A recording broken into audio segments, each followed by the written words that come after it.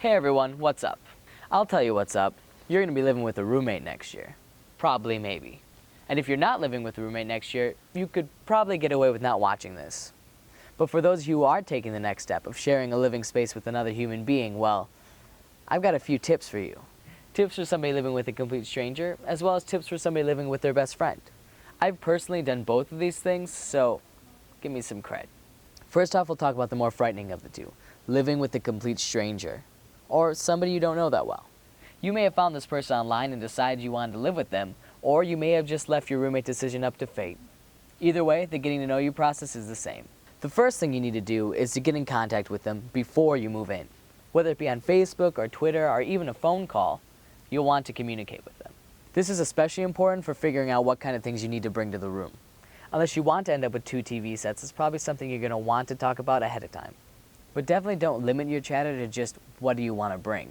Don't get me wrong, it's a great starting topic, but try to branch out and actually learn a little something about the other person. The more you know about them, the less it seems like you're moving in with a total stranger. Now after you move in and you meet face to face, there are going to be a few things you're still going to want to do to get to know them. There are lots of events going on campus the first few weeks of school, and I mean a lot. Make an effort to go to these with your new roommate. These events exist so you can get to know people, so why not use them to get to know your roommate? If you already have a lot of friends on campus that you're going to go to these events with, still try to include your roommate. And if they have friends, have them come along also. The more the merrier, right?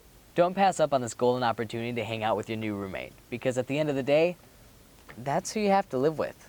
If it's hard to make these events together, just make conversation when you're both in the room. Don't bury yourself in the computer every moment they're there, or pretend to get phone calls when they start talking to you, or plan your sleep and nap schedule for exactly when they'll be home. There's no avoiding them, so talk. If you're both lying awake in bed in the middle of the night, have a conversation then too. Having a roommate is basically like having a really long slumber party. So what slumber party would be complete without the late night conversation? So do it up. Now so far these have all been suggestions for those who don't already know their roommate. But what if you do know your roommate? You both go way back, you've been friends since elementary school or whatever. Then there's absolutely no rules for you, right? Wrong. I don't care how long you've known somebody. Living with them sheds an entire new light on the situation. When you live with a friend, you have to deal with everything you've managed to avoid so far in your relationship. Now don't get me wrong, living with them can definitely strengthen the friendship, if done right. The first thing you need to do is set up a roommate agreement, and respect it.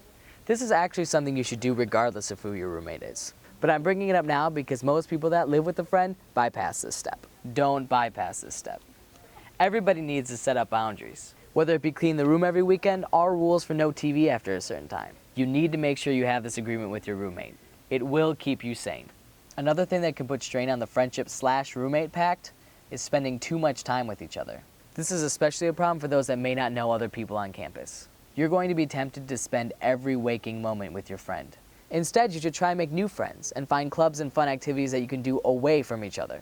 Hanging out with your buddy all the time is like eating your favorite food for every meal of every day. No matter how much you like that food, eventually you're going to get sick of it. Get some variety and have your own individual college experience in addition to the one you share together. So I guess it's not really advice on getting to know your roommate, but more of advice on remaining friends with your roommate. Alright, well that's all I have for that. Well, I hope that helps, at the very least to ease your mind.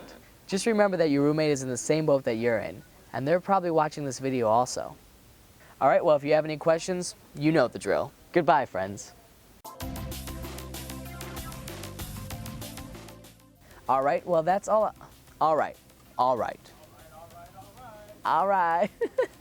Whether it be clean the room every weekend or no rules for TV. There are no rules for TV. Wrong. Bad dog. The mayor, the morier, right? The morier. I say the mayor, the morier. Whether it be on Facebook or Twitter or even a phone call, you'll want to communicate them. Unless you want to end up with two V sets. Unless you want to end up with two V sets, man. How did I do that? Okay. Goodbye, friends. It sounds so final. Goodbye, friends. See you later, buddies. The sign off is always so weird. All right. Yeah. Bye. Ciao. Sayonara. I'd be the same. See y'all later.